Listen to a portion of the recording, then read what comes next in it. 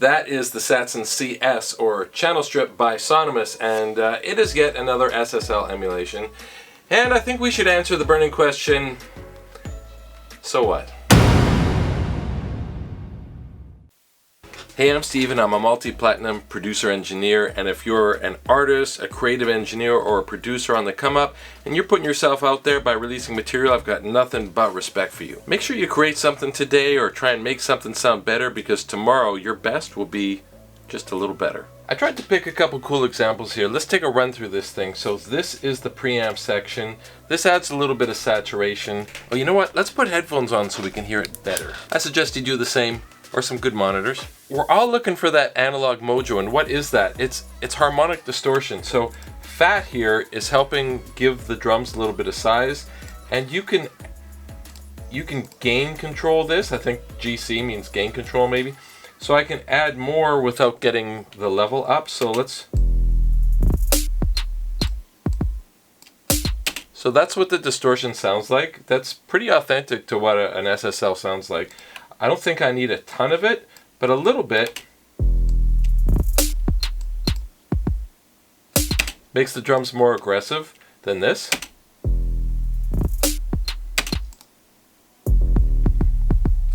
And it kind of does something cool to the transient.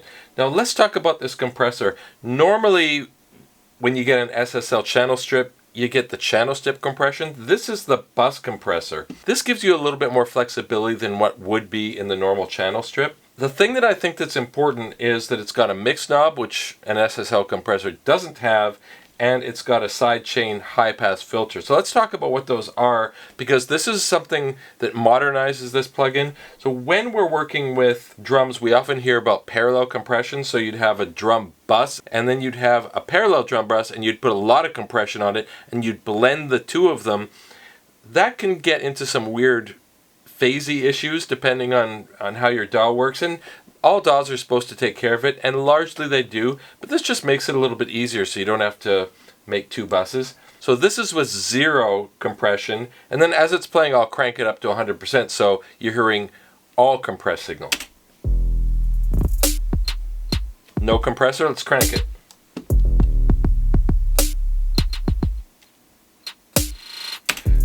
And then what we've got here is a side chain. So this is a high pass, and what this does is it sends a signal to the detector circuitry. So you don't hear this in audio. What I'm doing here is making it so that the low end isn't hitting the compressor. So the problem with SSL compression and things with a lot of bass, like 808s, is it clamps down on that bass. I'll play this for you, and you'll feel like the bass gets just eaten up.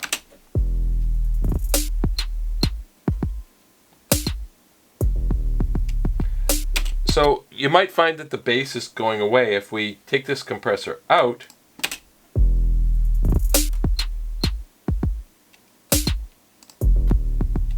So if we move this up, I moved it up to around 200 because I found that now the bottom end isn't triggering the compression.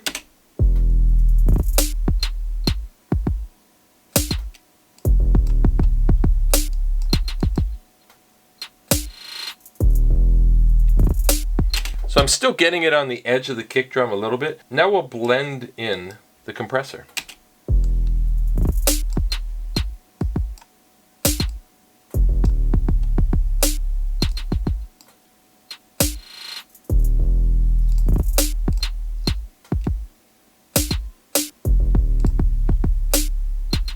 Listen to the length of the snare drum.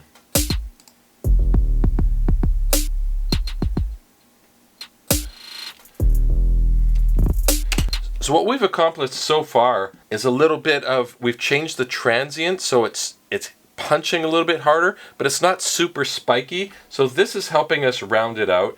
This is helping us get some punch and length out of the drums. Be careful with that because it can change the groove.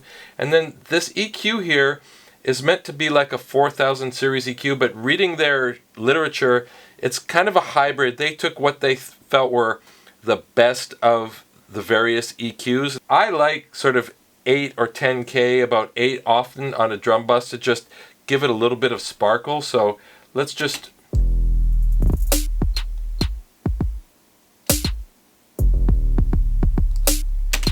I feel like that helps put a little bit of edge on the drums.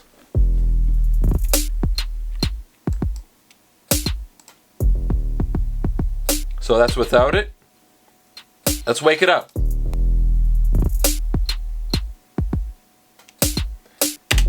This does a really good job of being simple. You can reorder things if you want to really easily. We can add another module if we want to. Just choose which one you want. If that makes sense to you, just to let me know that I'm being clear, leave a comment that says bass is life. Let's look at this acoustic guitar.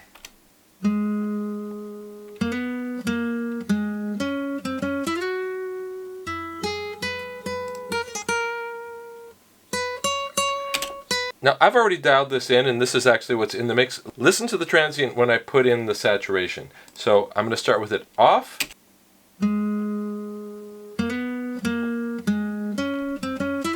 Adding it in.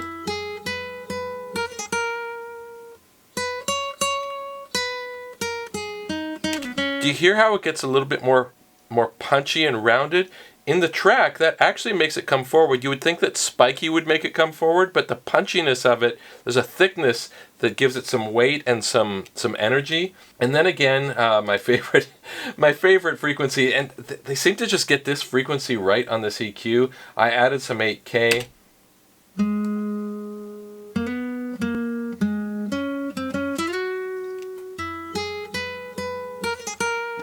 We could take some mids out.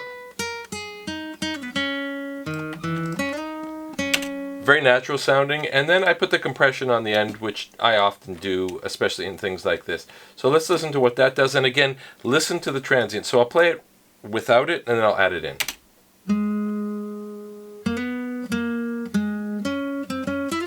Putting it in.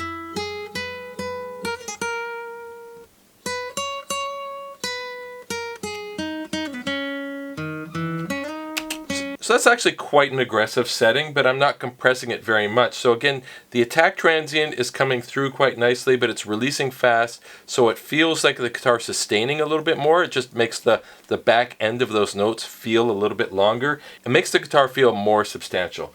So why do we care? I think this is a really quick and easy and flexible way to get an SSL vibe without having to really understand an SSL channel strip. Putting this on automatically just gave me a vibe on this guitar.